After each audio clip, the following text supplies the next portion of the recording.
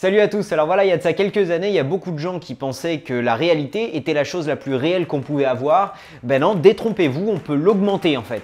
Depuis la sortie de films comme Minority Report ou Iron Man, on a tous compris que ça pouvait être quelque chose d'assez sympa de pouvoir déconner un peu avec des hologrammes. Donc on avait déjà vu les effets de la réalité virtuelle avec les appareils comme l'Oculus Rift. Et ouais, c'est là où tu sens bien la puissance de l'oxymore. T'es peut-être dans un monde virtuel, mais tu passes pour un con en vrai. La réalité augmentée règle ce problème parce qu'on peut toujours voir et interagir comme des personnes relativement civilisées avec le monde réel, tout en y incorporant des informations virtuelles. Ça fait maintenant 2 mois que Pokémon Go a été lancé en France et l'effet a été quasi immédiat. Mais bon, tout le monde en a d'ailleurs tellement parlé que j'ai décidé de ne pas aborder le sujet. Et ouais, vous êtes passé à ça d'une vidéo Pokémon Go. Aujourd'hui, nous allons donc voir le top 5 des applications de réalité augmentée disponibles sur smartphone. Donc je suis sur Android, les applications sont donc pour Android.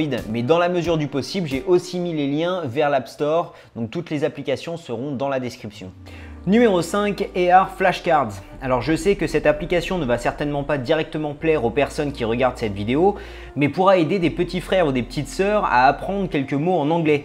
Donc vous devrez télécharger et imprimer quelques feuilles à découper et en passant votre portable au-dessus de ces cartes, vous pourrez voir apparaître l'animal. Donc L pour lion, T pour tortue, P pour pingouin. Ils ont même quelques dinosaures. Tiens, salut toi! Donc à la base, je devais vous présenter en numéro 5 une application qui s'appelle Wall-E, mais après quelques jours d'utilisation, il y avait vraiment beaucoup trop de bugs pour que je la mette dans cette vidéo. Numéro 4, Google Translate.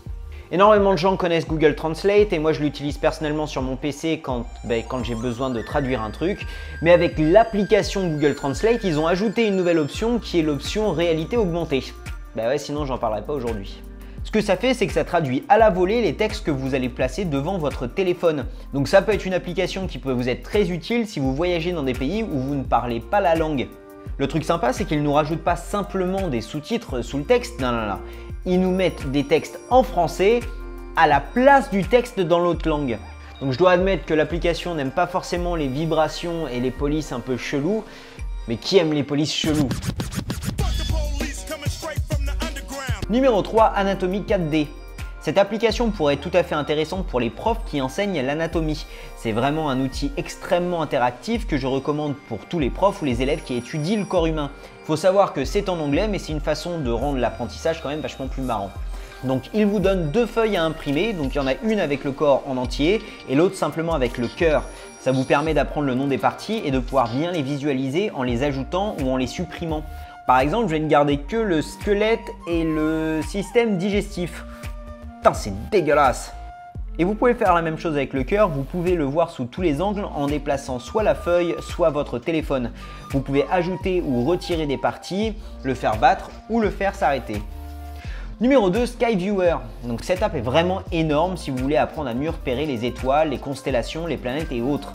Ici, vous pouvez voir la vraie lune à côté de la lune augmentée, si je peux me permettre. Et juste à côté, vous pouvez trouver la constellation du Capricorne. Donc moi, je suis Capricorne moi-même et donc je l'aime bien. Donc voilà, vous pouvez bouger, vous pouvez regarder un petit peu le nom des étoiles et regarder les constellations qui vous entourent.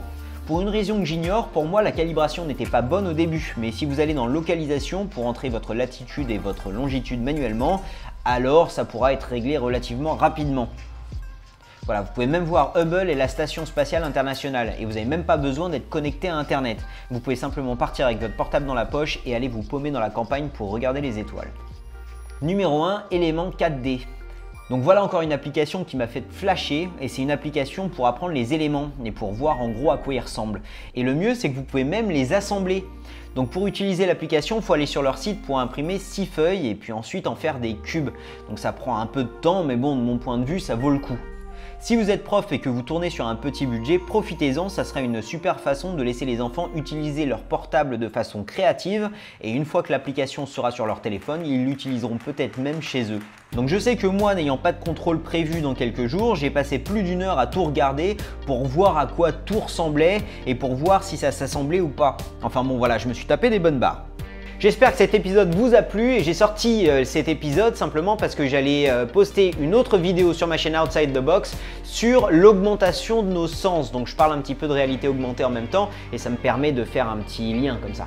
Donc j'ai aussi séparé les deux chaînes, donc maintenant il y a une page Facebook, une page Twitter et une page Tipeee pour chacune des chaînes, pour ceux qui préfèrent suivre ou soutenir l'une ou l'autre de mes chaînes.